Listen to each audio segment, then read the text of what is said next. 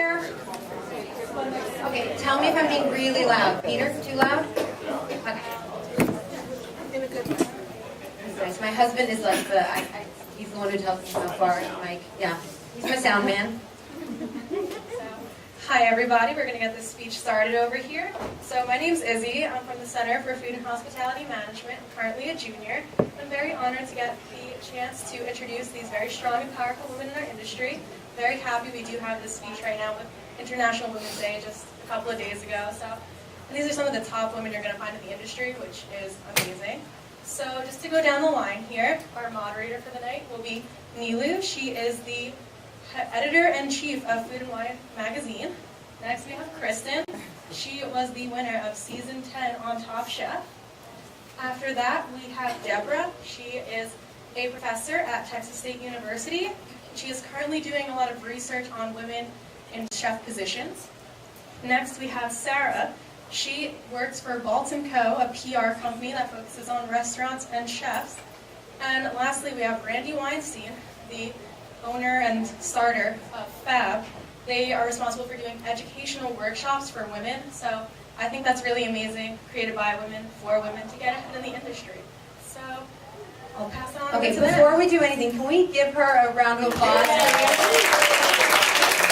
you very much. Thank you. Hi everyone, I know this is the last talk of the day, and I think this has been an incredible couple of days. I think there's a lot of great conversations that have happened that I've been thrilled to be a part of. I'm honored to be here specifically because we're talking about a topic that couldn't be more important. There's been a lot of conversations, including yesterday's keynote, where we touch on what the painful part of this process, of the idea of what is the current role of women in the food industry. But what we, as we talked before, deciding to do this panel, we decided that what we are really interested in doing is being constructive. And that doesn't in any way say that we are not interested in the stories that have come out. It doesn't say that we aren't aware that there's a lot of pain and there's a lot of muck and there's a lot of transformation that we are all in the process of undergoing. But what we really want to focus on in this conversation, and as you heard, we have someone really from every part of our industry. I am no longer the editor-in-chief of Food and Wine, but I ran Food and Wine, I ran Epicurious. I have been in very senior positions in media for a long time, and I will be the first to take ownership and say that there are a lot of things that I was not thinking of. I remember when in 2013 the Gods of Food article cover came out, at that moment in time, it was kind of thought normal to say that all the most senior and most important men, the most important chefs in our industry were men. And it's shocking, obviously, now as we think back. That's only 5 years ago, but that was our reality back then, and it wasn't correct back then. It certainly isn't correct now. And so what we want to do is talk about how we can make a change and how we can use this tipping point. Jen Ag talked yesterday about the idea of a cultural zeitgeist moment where we're all connected and there's a tide that we're all hoping that we can actually ride the wave of. I'm going to use a bunch of metaphors too that may or may not hit. But I do think that the goal here is how do we move the conversation forward? And I'm going to say for my part, although I'm supposed to be the moderator and not talking so much, I think that conversation has to include men.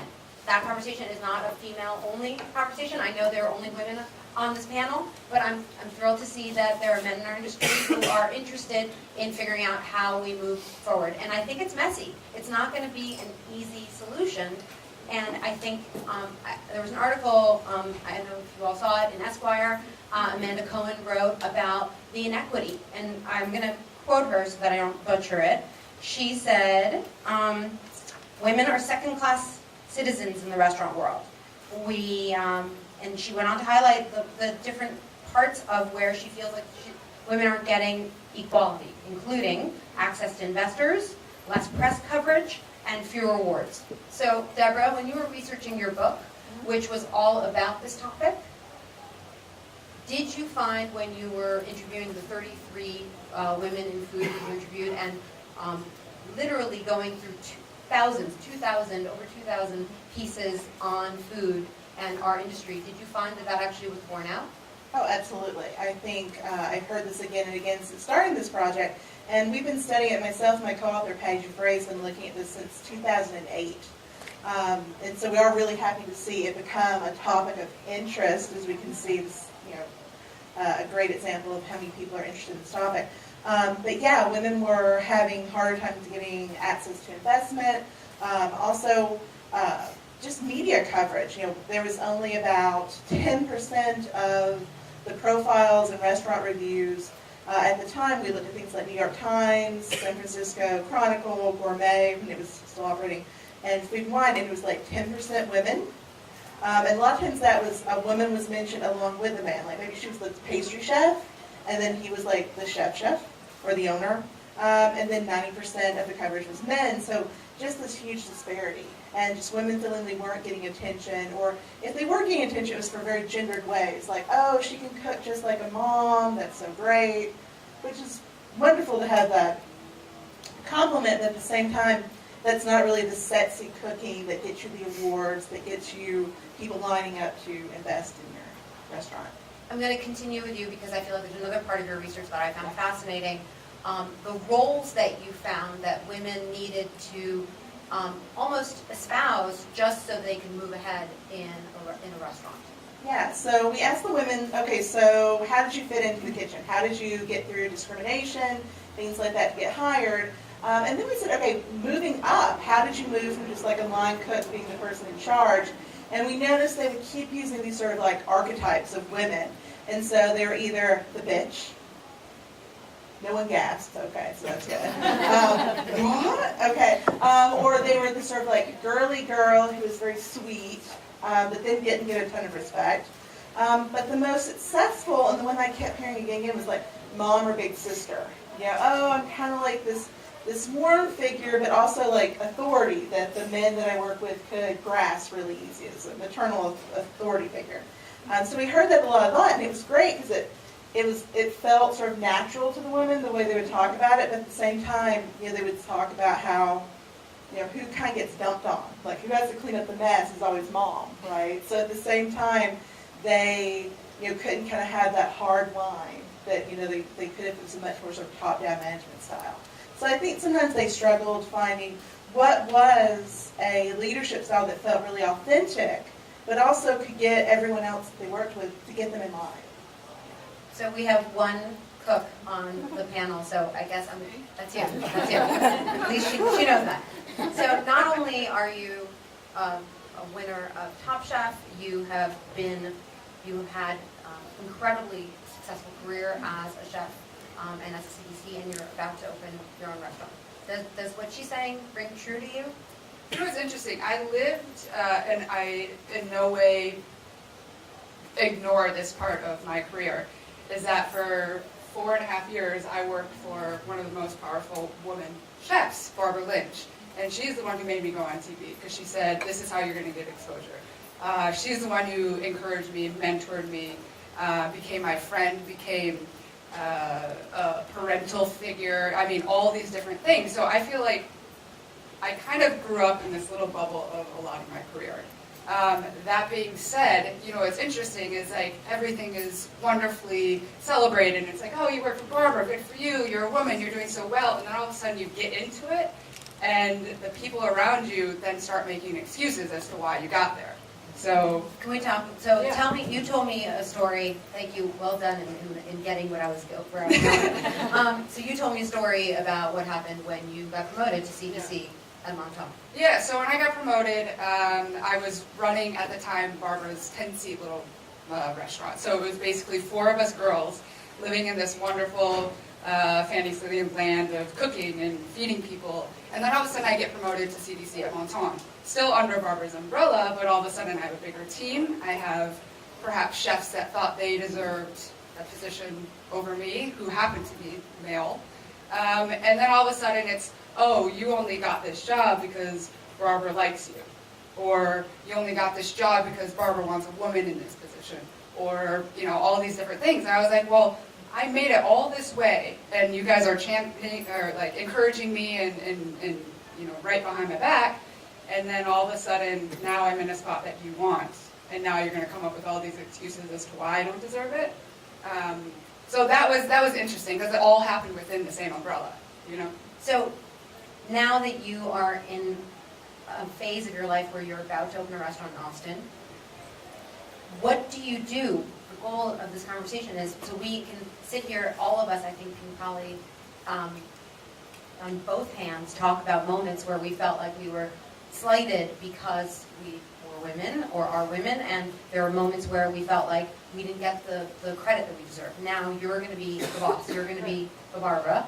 Yeah. How are you tackling You know, that? I will say I never felt like I was slighted. Like I think I've been quite fortunate in saying I feel like my career has just kind of gone upwards. Like I don't feel like anything has, you know, you deal with little bullshit here and there, but like nothing in my career I'm like, oh man, I could have gotten further if I weren't a woman. So all that being said, and for me, I think, you know, as I talked to you on the phone about what activism is and what like this, what you stand behind, I get overwhelmed with the big picture. I'm not going to lie.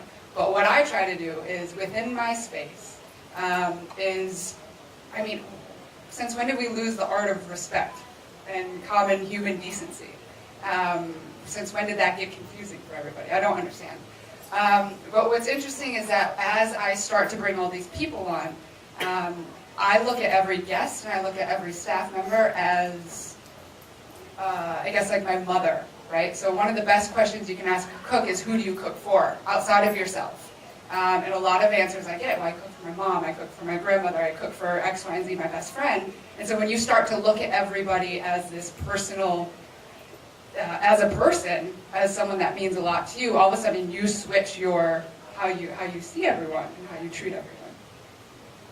So specifically though, as you're hiring, how are you going to make sure that some of the things that happen to you, even though, as you were saying, you feel like you haven't been hampered by this, don't happen? You know, that's a big question to say, how do you do this without, or before it happening? I think at the end of the day is, I mean, we always say lead by example, but who's to say my example is going to be, you know, desired by somebody else? At the end of the day, treat everyone with respect, treat everyone with kindness, and hold people accountable for their actions. I mean, it's quite simple. It's quite simple. I don't know when it got fucked up. I'm not gonna lie. It confuses me every day. So we have a ton of clarity here, right? She's like, it's a super simple equation. It's basically 3 facets, and if you stick to that, you're not going to err. You're going to err on the side of correctness. When you have young women who come to Fab, for everyone who you heard what it is, it's basically a workshop for women by women, and the goal is to teach young people who are in the culinary industry what they need to know so that they are supported. What are you finding? Are you finding this level of clarity? So it's interesting. Fab is actually 2 tracks. It's really for women that are in the industry that are aspiring to be in positions of ownership or to rise up the ranks through leadership and understand the restaurant business or the hospitality business fully. It's for investors, it's for PR people, it's for everyone of that, kind of on that side. On the other side, in the 202 track, it is for women that are in that position of ownership, and it is also for women that are in upper level management. So there's 2 different sides of the spectrum. I love this description. You described it as the unsexy things that it takes to sustain your business. And Yes. you and your business. So Yes. I feel like that's the stuff that no one wants to talk about. It's the unsexy stuff. Well, everyone wants to go to a fun festival. No one really wants to talk about the business of the industry. So it is, everyone thinks that because they possess this one great skill, they're going to open up a place that they've always dreamed of. Or someone comes into a place and that you work and encourage you to open up a place of business. But you know shit about the business. You just possess that one skill. And so Fab is really meant to be this, oh shit, like there's so much more to this than really meets the eye. And it's about business. If you don't understand how to run a business, how to run your payroll, how to do HR, how to handle sexual harassment or harassment of any type, complaints, if you don't, you haven't managed people before, so what makes you think you could do that clearly now? And you don't know how are you getting money, you don't even know that you should start doing your taxes. I mean, that's like before even 101. And so it was really, but women don't have the resources to be able to ask these people the questions because it is still a male-predominant industry. And it's really easy for men to have these conversations that are so easy. They could just be in the kitchen or front of the house or after shift. But there aren't that many women to be able to go to and be able to provide that. Kristen was really in a very fortunate situation, and having an incredible mentor like Barbara that really took her under the wing, that believed in her, but there was still that other portion, business portion of it, because it's nice to be able to trust someone, but you need to understand that business so you're not getting your ass ripped off. So that's one side of the spectrum. And the women that came, really, there was so much, people were really open about what they were scared of, what they didn't know. The fear of actually being honest about not knowing it. And that there was so much, there was mentorship that came out of it. There was relationships, camaraderie, and women really looked around and said, God, there's so many women just like me. I don't feel like the fool because I don't know all this stuff. And I think when, Deborah, you might have been saying about women being, rising up the ranks and being promoted. You might start as host and then you might become, server or manager. You don't know those skills. You're being promoted, but who's teaching you how to do that job? And so therefore, you're kind of like half-assly doing it, and if that's the word. Thank you. But there's no skills and there's no resources, and that's really why I built FAB, for it to be serious, for it to be educational, to be informative, to create mentorship. But then you have the women that are also in this industry that are in those positions of ownership, and those conversations are very different. Those conversations are about life now, their businesses now, and then really looking towards, well, all right, I'm 42 or I'm 45 and I'm still working every night in the kitchen and we're on the line, and how do I parlay all this knowledge that I have maybe into still being able to be in this industry, but what are my capabilities? I'm a little nervous to not be in that position anymore because you've been there for so long. So then what is that? And those conversations are really about current and then their future. Will you pass it to Sarah? Because I feel like Sarah, and so for those of you who don't know Sarah, Sarah has been in the industry for over 20 years. She is a partner at Volks & Company. And I think what have always been fascinated by as an editor is the sort of the magical quality of what it is that publicists do. It's often been a role that we don't really talk about because it's supposed to be behind the scenes. And suddenly, publicists have been foisted right into the forefront of the conversation. And I'm curious, because you've been doing this for so long, what part of that mentorship is your job, quote unquote? Where do you see the role of the publicist in 2018? I think it's a really interesting question. When I started in PR, we would go to payphones and call people, and we would fax and mail letters. So it's changed dramatically, and I feel like we're in a whole new environment. I feel like every day I look at my phone and I say, what's going to be today? And so it's constantly changing, it's constantly evolving. We have to remain really nimble. And PR, I think people think there's like pixie dust or unicorn horn, and then we just kind of work behind the scenes and pull puppet strings. But sometimes there's a little bit of that. Sometimes you strike gold. Other times it's a lot of armchair therapy. You're advising, you're guiding. You are the role of the mama hen. You're the role of the dainty girl, and you're the bitch. You kind of have to be all of these things to a lot of different people, oftentimes in a role of, a woman with a male chef and male owners, and I think having the confidence, the experience, and just kind of the gut instinctness to tell somebody when you think they're doing either right or wrong. I think a lot of PR is about saying yes lately, and trying to be the person that has all the answers. If somebody gets arrested, who's the first phone call? A lot of times it's the publicist. I feel like lately it's been a very humbling 6 months, a year, I think, for every single person in this industry. I feel like it's okay to say, I don't know. And I feel like we're in that role a lot lately. My role is a publicist. It's to place stories. It's to help connect people, to tell stories, to shine light in a corner, and find really compelling people in our industry, finding the right people to tell it, and then the right outlet to tell it, to deliver the news. It's not crisis communication. And I think for us, there's a fair amount of mentorship, there's a fair amount of friendship, there's a fair amount of, again, the armchair therapy. But at the end of the day, we're also in a position to say, you know what, this is not on my wheelhouse, and I can only advise you so much. I don't want to advise you incorrectly.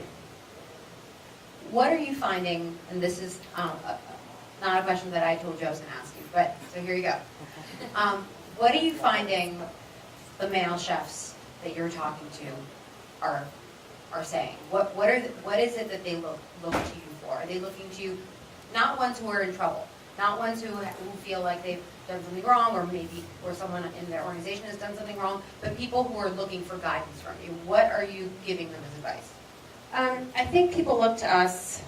We have offices around the country, and we represent a lot of different restaurants, a lot of independently owned, a couple large corporations. But we've been doing this a really long time. As Neela said, I've been doing this for over 20 years, and I've been at my current agency for over 14. And I think they look to us for the 30,000 foot, and knowing that we're on the road every single week and in different markets. We're in Charleston, Boulder, Austin, Nashville, Philly, Miami. We're kind of always talking, reading, listening, eating out, hearing stories. And so I think there's that broader perspective of, hey, this is what we think, or this is what I'm keen on.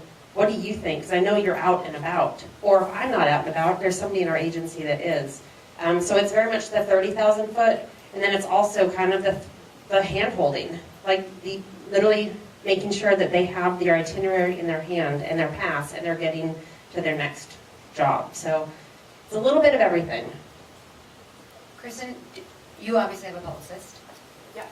And do you feel, as you look around, it's a tough question to ask you, but do you feel like you're treated differently because you're a woman? Oh, wow. I guess I don't pay attention to what everyone else is doing in the most healthy way.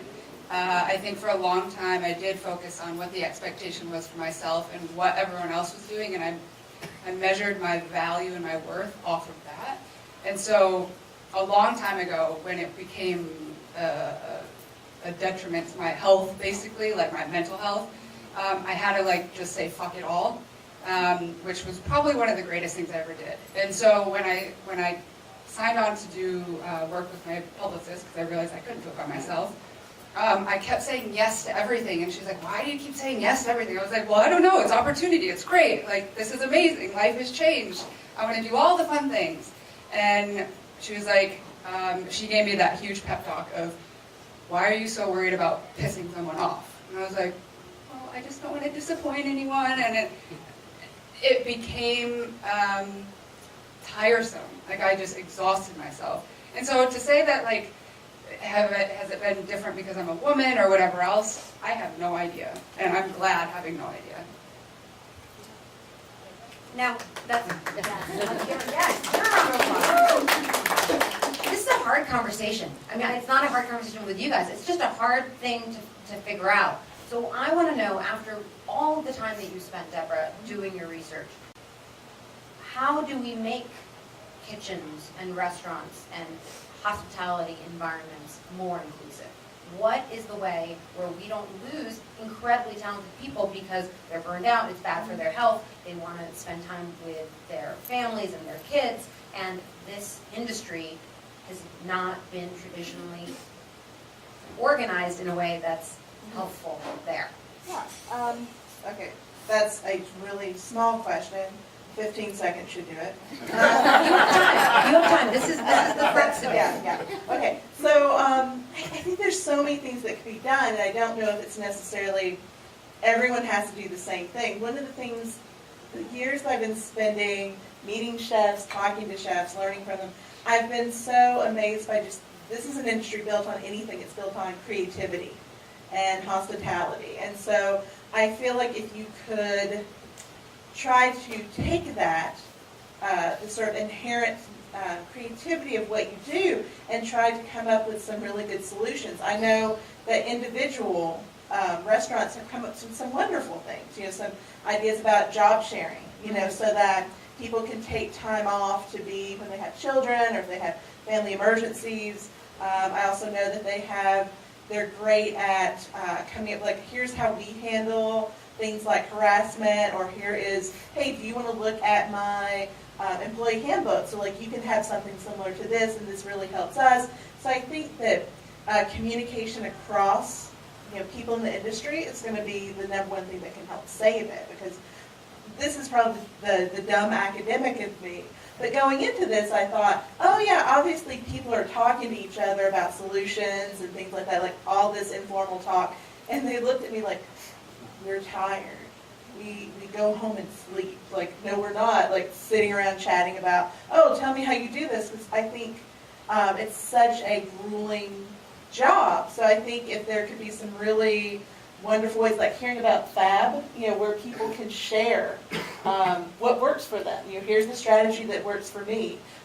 They can say, hey, I've got this great publicist who knows exactly how you can take your, what makes you unique as a woman chef, and they can find a way to tell your story and get investors interested in it in a way that feels authentic and not that you're sort of like, I'm the girl, that you can do in a way that really shows your strength. So I think there's so many different things that can be done to shape individual restaurants. And I also think the more I'm into this, I think entrepreneurship, I think getting women into leadership positions is such a great way to transform the industry, because all the women we talk to, the people who are struggling, the people who had overcome so much, when it got down to it, I would say things like, well, what about discrimination, harassment, mistreatment? And they would say, yeah, I put up with it. It's just sort of the thing that you have to learn to live with in this industry. But then I would say, okay, so now you're the boss, you're the owner. Do you put up with it? And they go, oh, hell no. They're like, no, not at all. It's zero tolerance. And so I think that's what's really going to transform it. I think when we see more women move up into the power to shape these cultures, I think is what's really going to sort of move the needle. So you handled it. Okay. Cool. Thank you. So, see where to send the check. Kristen, talk about your conversations with Sidel Group, as much as you can tell us about the behind the scenes of deciding to work with Sidel Group on your new restaurant, and what you told them were some of the things that were concerns of yours. Yeah, so it's interesting, this whole deal, and I'm opening up in Austin and partnered with Lime Hotel and all these amazing things, it all started with a DM. All the great things, right? And so Jeremy, who's the VP of Food and Beverage and Partnerships, he slid right in. He was like, hey, I work for Sidel, would you have time to talk? And normally, we kind of just delete, or I don't even read all of them. And I was like, oh, well, okay, well, I know Sidel, I know Line, the Nomad, loved them. I was like, this is worth a conversation. And so when I started talking to him, it wasn't even on my radar. I was like, I'm going to entertain you for a minute, and then I'm just going to say no. But the conversation... Why? Two reasons. One, for the past 4 years, I've lived a very nomadic, awesome lifestyle of traveling and cooking and just kind of being relatively free since leaving Barbara. Two, I was scared as shit. Could I do this? Am I ready for this? Am I going to produce a good enough product that people are going to enjoy? And that is a very vulnerable space to be in, is to say, let me cook for you. This is the best thing I feel like I can do. This is how I show I care. This is how I show I love. And now I'm going to just put it out there for everyone to critique? You gotta be fucking kidding me. This is terrifying. But anyways, I was like, you know what, all right, we're gonna work past this. I think it's time, it feels right through all the conversations. The deal was working for about a year before I signed the papers a few months ago, and now we're making a restaurant. So, yeah. Opening in May. Oh, maybe. We don't know how these things go. We'll say May for now, but you know, it could be October, who knows. But no, I mean, and that's exactly kind of how it went. It's like one little step led to the next, the next, the next. And then as soon as I said, fuck it, to being scared, I was like, let's do it. Do you think, let's talk about why they came to you via DM. So is it your social media presence? Is it the fact that you were on Top Chef? What do you think has propelled you to being able to actually keep things at arm's length and still have people reach out to you? I mean, Top Chef made me go on TV, and then apparently I did okay. And I got to cook, and people liked that, and then people enjoyed the personality, I guess. I was like, well, I thought I was quite boring, but whatever, thanks. And I think it was obviously having social media presence, which is a huge tool. I love and hate it all at the same time. And I mean, I don't know. I've never asked them, why did you come to me? Like, that's interesting. I'm going to go back and ask them. And then I'll report later. I'll put it on social media so y'all can read the answer. But part of what I was asking you specifically was in terms of the policies and what you asked them in terms of how they were going to protect you and protect your staff. Yeah, I mean, obviously, I knew of the hotel group, and I asked these questions. I was like, all right, well, when we get into the line, I literally had a huge meeting with the HR for our property, and I said, this is all these things that I know are not going to happen. Now, these things are going to grow, and this list is going to continue being added to. But I said, at the end of the day, like, I have to be in full control over the people within my space, and not only do they have to have an outlet, they have to feel comfortable coming to me, to anybody else on an executive management level, and we all have to be proactive in making a change. And if none of that happens, and if shit slides over my head, and I'm aware of it, then I'm out. See you later. I'm not associating myself with that kind of thing. And speaking of, the Charleston Wine and Food Festival, it was interesting, right? 2 days before my dinner, it came out that the CEO of the hospitality group was, sexual harassment, or Yes. I'm not sure what the exact term is that he was accused of. But I told them, I said, before I do this dinner, X, Y, and Z needs to happen, and if it doesn't, I'm not going to do your dinner. So, I mean, I think because I'm not this big activist, because like I don't consider myself this like, you know, on the forefront of every march out there, that saying no and saying no, I'm not going to be part of something is, I guess, my form of activism.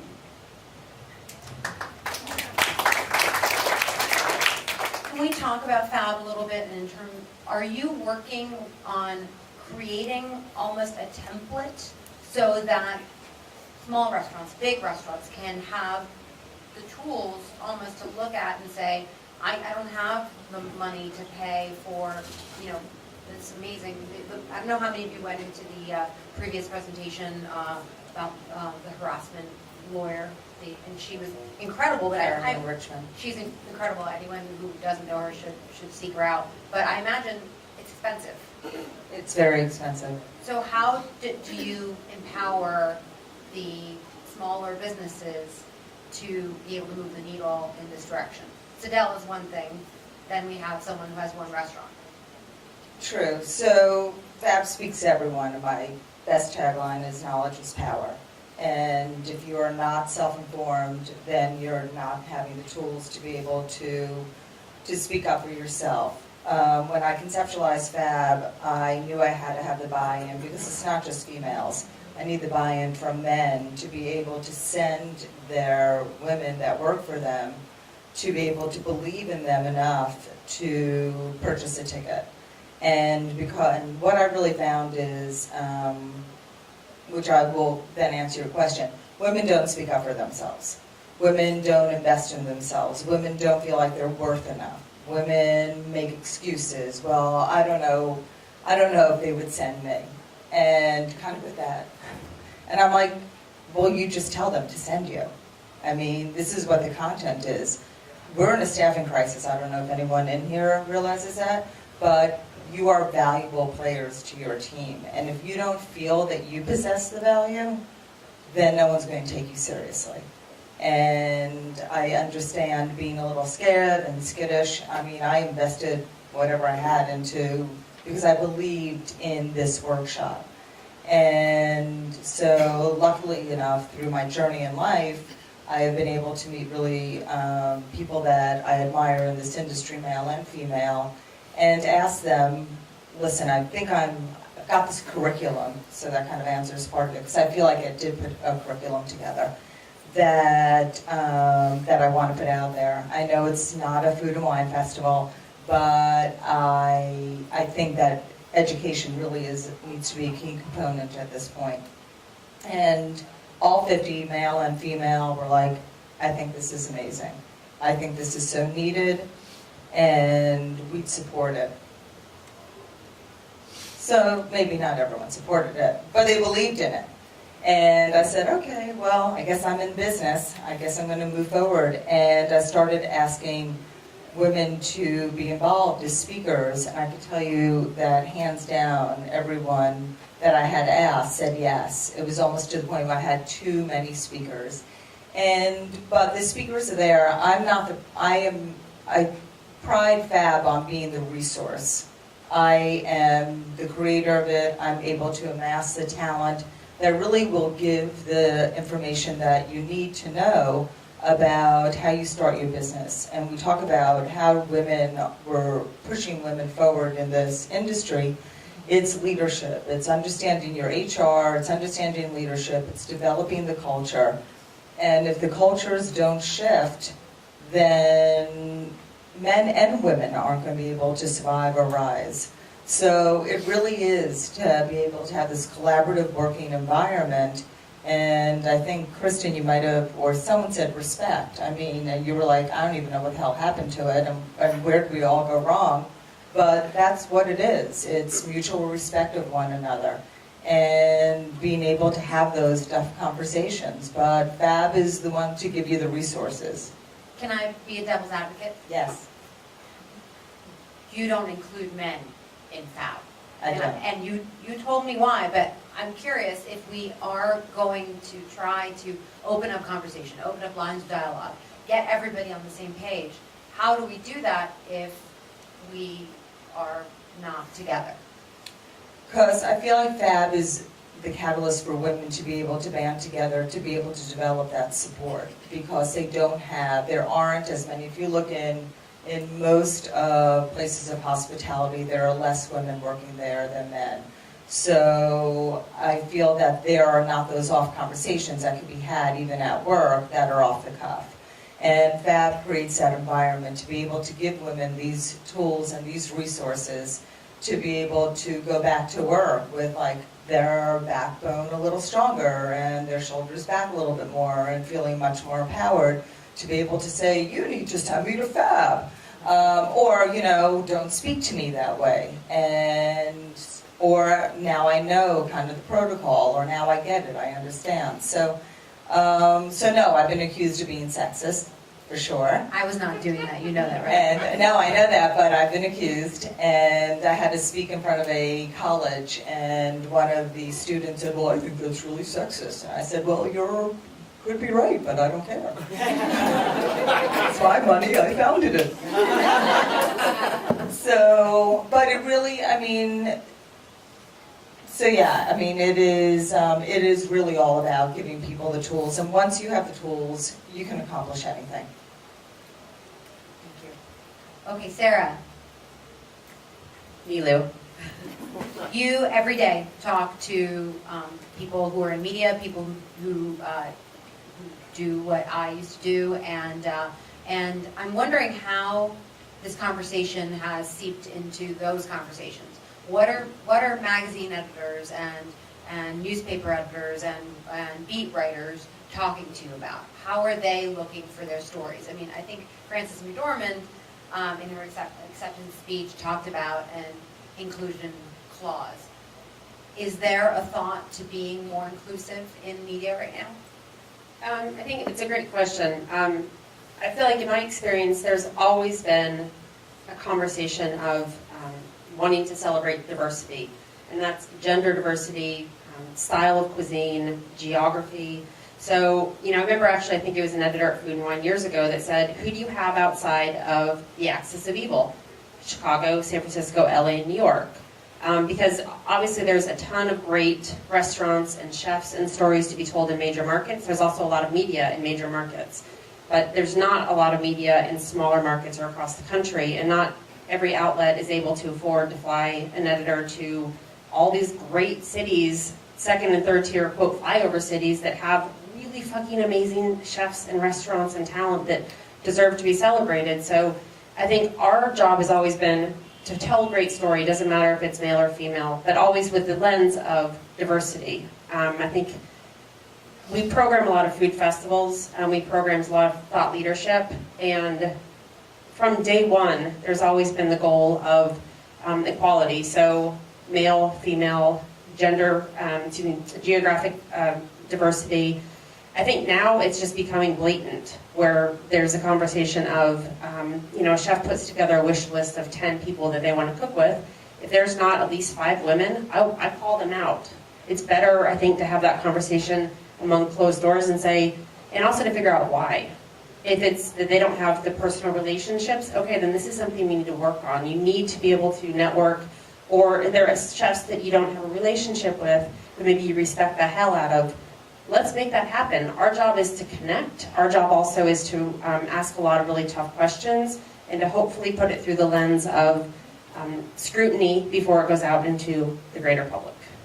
So the conversation, I think, has always been there, but certainly it is much more blatant now. Overt. Yeah. Kristen, what do you think about women's only award categories? I had to. I'm good. Gosh, that's hard. Do you want me to ask somebody else? No, I mean, Doesn't make any sense. I'm kind of, neither here nor there. I think there are some aspects where it's important. Like, I like watching, the Oscars, and it's like, this amazing dynamic crew of 7 women, right? And you're like, God, yes. And then one wins, and you're like, fuck, they're all supporting each other. It's amazing. It's like a big lady party. I like it. Do I think that we are capable of being right up there and competing against men? Hell yeah. We do it every day. So, I mean, I don't make the rules on these award shows. I don't know. That's a hard question for me. It's kind of like I care, but I also don't. I can argue both sides. Yes. Deborah, did you find when you were talking to the women you were speaking with in your research, now your book came out in 2015, right? So it's called Taking the Heat, by the way, in case everyone should go. It's for sale right outside. Oh, very conveniently. She said not at all horribly. Listen, you got to get a second book deal. Are you working on a second book?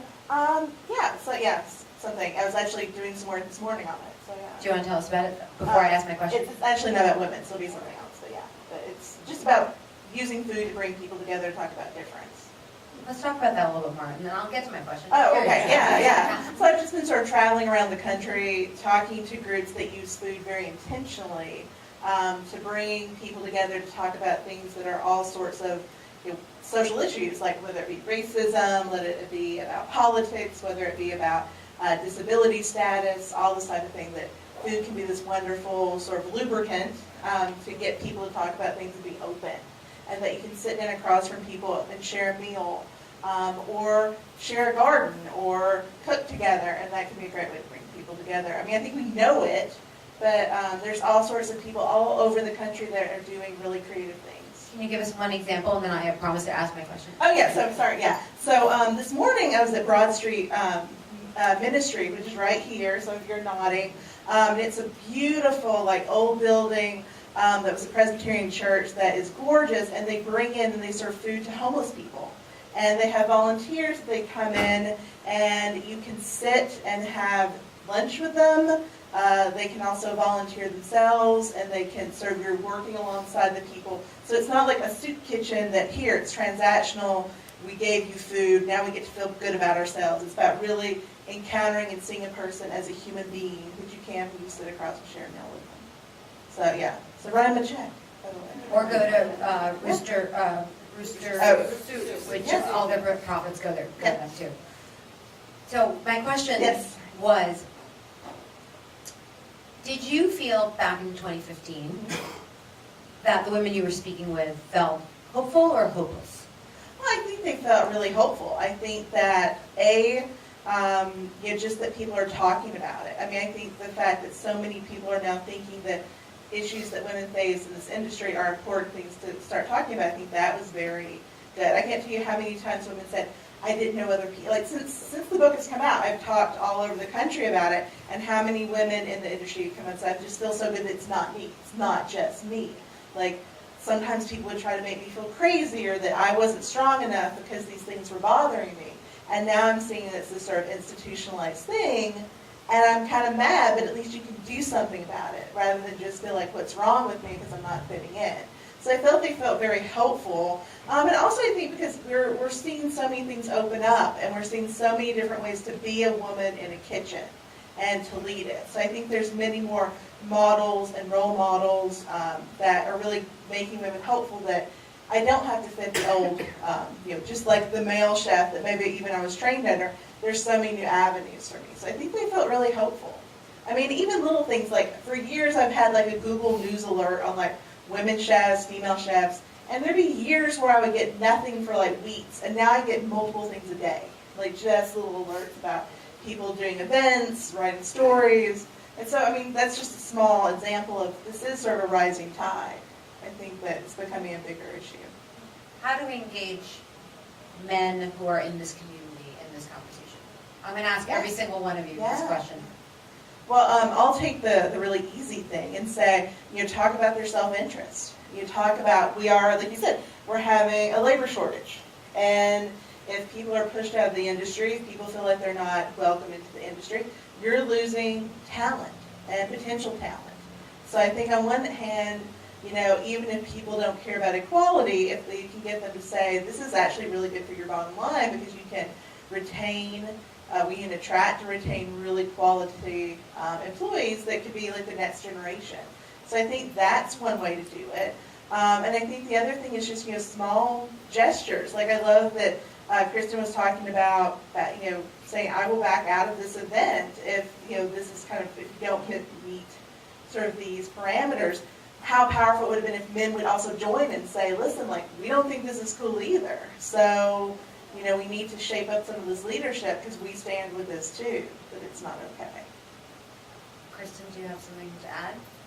And again, this kind of goes along the same lines as, I'm not a very good raw activist, like in your face kind of person. But as I was hiring for a sous chef for my new restaurant, got a bunch of applications, whatever else, and my now sous chef, his name is Alex, I can't wait for y'all to meet him. I was like, well, why don't you come into the kitchen, let's like shoot the shit, let's hang out, like all these different things. And getting to know him personally and creating this open conversation, obviously between two managers, of these topics. Like I openly talk about it. I'm like, all right, well, dude, I'm a woman, I'm going to be leading this kitchen. Do you have a problem with it? And he was like, no. He was like, it didn't even No, cross chef. his mind. Exactly. Didn't even cross his mind. And I was like, okay, so in some backward, silent way, he is already adding greatness to this conversation because he had no idea. He didn't even think about it. And I think from there, it's like, I guess it's this idea of teamwork, whether you're male or female. It doesn't matter. I don't look at your gender. I kind of forget what I am most of the time. I'm like, oh, I'm just this cook in the kitchen.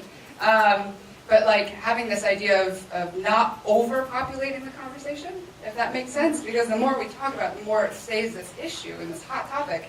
And I think it's important to bring up, and it's not that I don't care, but I think that once we start talking about all the other things, we kind of forget that that it is a problem, I guess, if that makes sense. Does that make sense?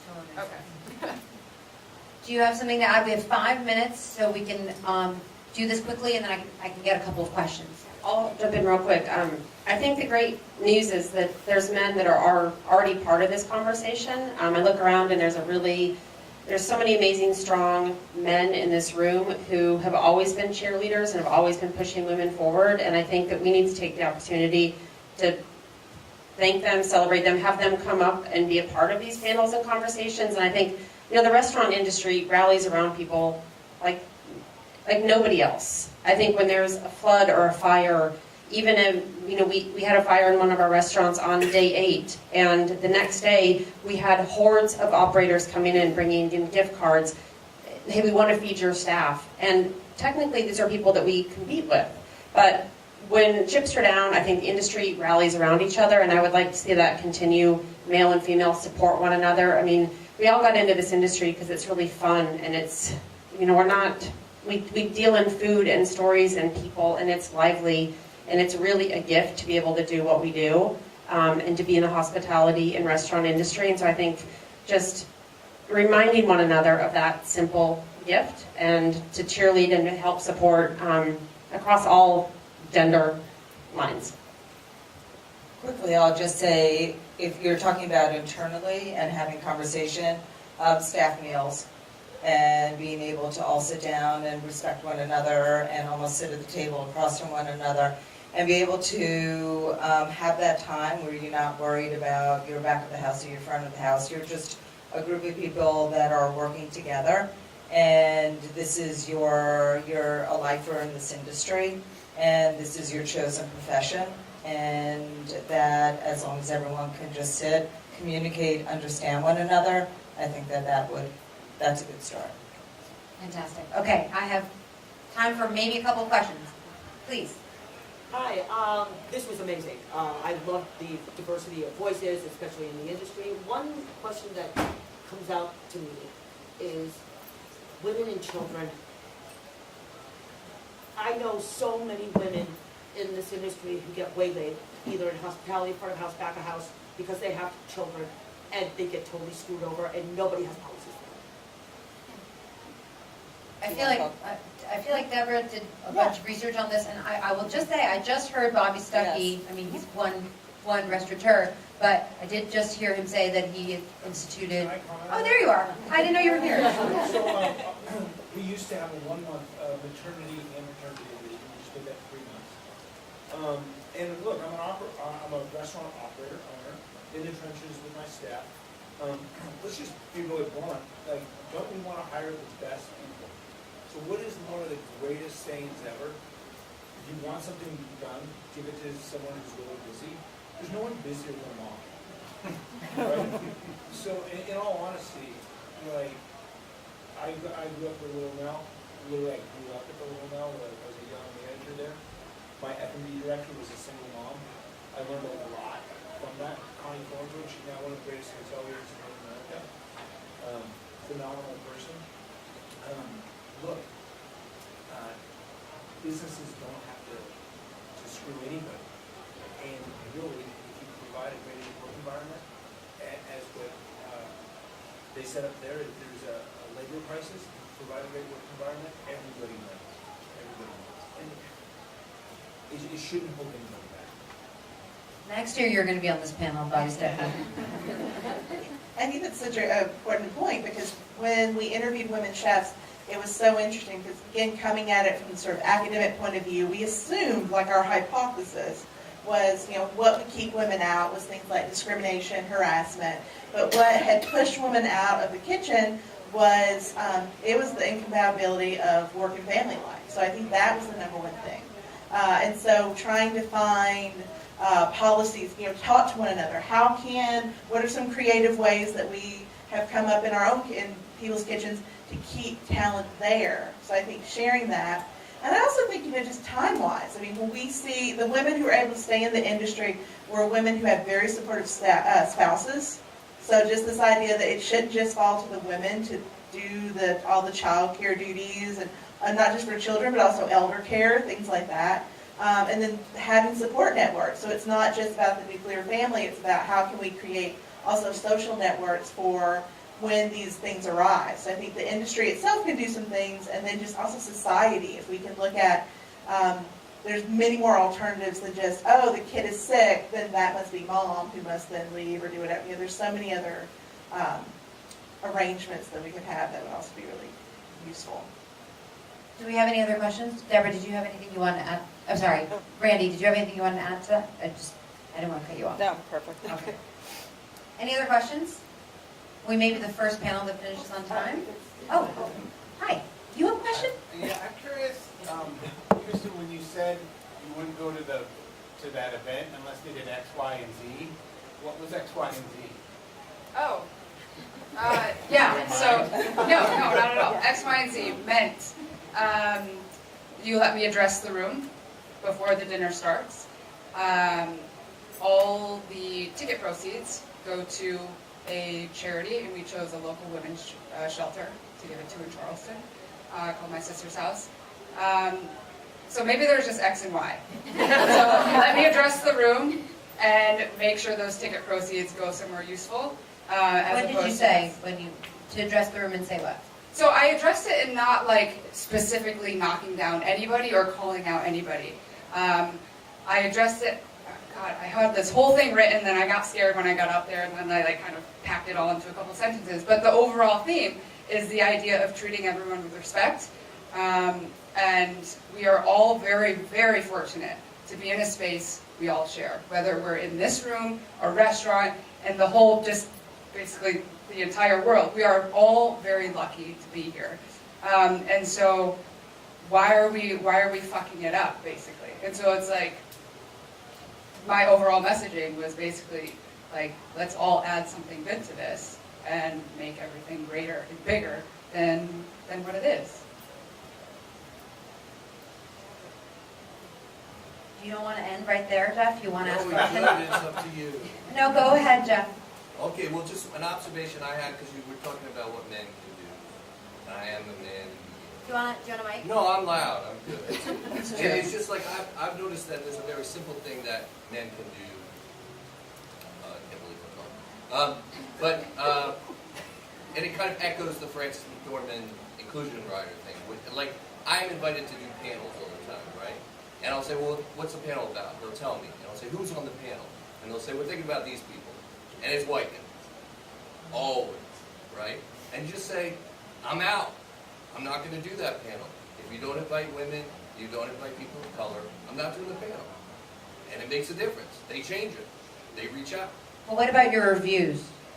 Well, I don't do reviews so much. I do a best new restaurants package. Well, what about your coverage? Let's put it that way. So It what plays a role in my coverage every second. I mean, that's what the decisions you make when you hit a city, what restaurants you're going to go to. I bring that same effort to bear on every cent, every second I spend, and every dollar I spend in that city. It's super important. But I'm saying that like that can affect. You can make an impact in terms of your coverage. You can also make an impact in terms of panels like this. You can make an impact in terms of, like, sometimes I'll be approached like, we want to interview you about, get a food writer's perspective. And I'll say, cool, here are some other people you want to reach out to. Like, I would hope, as a reporter, that you will know you don't just want to reach out to men. And you'd be surprised how often they're like, oh, wow, good idea. You're like, yes, that's the way you should be thinking of this. You know, so, I mean, that's an effort you can make. That's a way you can change the focus, and it is largely invisible. You know, like a lot of times those panels will come together and people don't know that an effort was made to make sure that there was inclusion. Does that make sense? Hyper-inclusive here. Yeah, I don't know. No, I think that what you're saying and what Frances McDormand was saying is when you're in a position of power, make a difference. Exactly. And I think that that is valuable for all of us. When you have the microphone, when you have the pen, when you are the boss in the kitchen, wherever you are, make sure that you are making an effort to think about the people who don't. And as we do that, it's bound to make a difference. It's bound to improve things. This tipping point, this moment that we're in, this wave that we're catching, we're bound to catch it if we're all working toward the same thing. And as long as we're not antagonistic to each other, I think we're going to be able to move forward. That's how I see it. I can't thank all of you enough for being here. These days are awesome. I'm so grateful to have this opportunity to talk. This is just the beginning of the conversation. Continue it in all of your restaurants and all of your outlets and wherever you are. It's an awfully hard conversation to have, but the more we have it and the more that we don't shy away from it, the more I think we're going to find solutions that we all are looking for. Thank you.